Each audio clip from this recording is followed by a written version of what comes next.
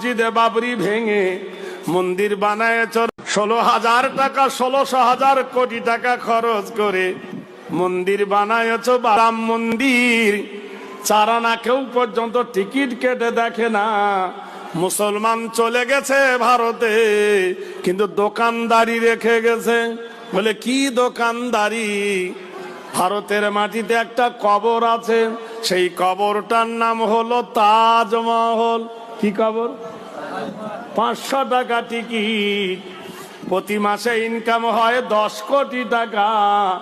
10 কোটি টাকা যদি মাসে ইনকাম হয়, বছরে হয় 100, কত 20 কোটি টাকা। নারায়ে তাকবীর। এ টাকাগুলো কারা খায়? মোল্লারা খায় না, তোমরা খাও। আর মুসলমানদের একটা মিনার আছে, সেই মিনারটার নাম হলো কুতুব মিনার। কুতুবউদ্দিন বখতিয়ার খিজলি দিল্লির মাটিতে। সেই মিনার দেখতে গেলে টিকিট লাগে 40 টাকা। মাসে হয় 2 কোটি টাকা ইনকাম। তাহলে মাসে 2 কোটি হলে বছরে হয় 24 কোটি টাকা। এই টাকাগুলো কোথায় যায়? ইওর অনার, মুসলমানদের একটা ঘর আছে ফতেপুর, সেই ঘরটা হুমায়ুন বানিয়েছিলেন।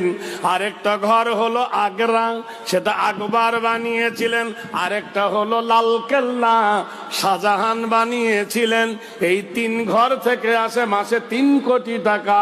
তাহলে 3 বারং 36,000 টাকা থাকে, 36 কোটি টাকা আসে বছরে। মুর্শিদাবাদের মাটিতে একটা ঘর আছে ইওরানার, তার নাম হলো হাজার দুয়ারি। তার টিকিট হলো 20 টাকা। প্রতি মাসে 2 কোটি টাকা ইনকাম হয়, বছরে ইনকাম হয় 24 কোটি টাকা। একবার সুবহানাল্লাহ বলুন, আরো জোরে বলুন।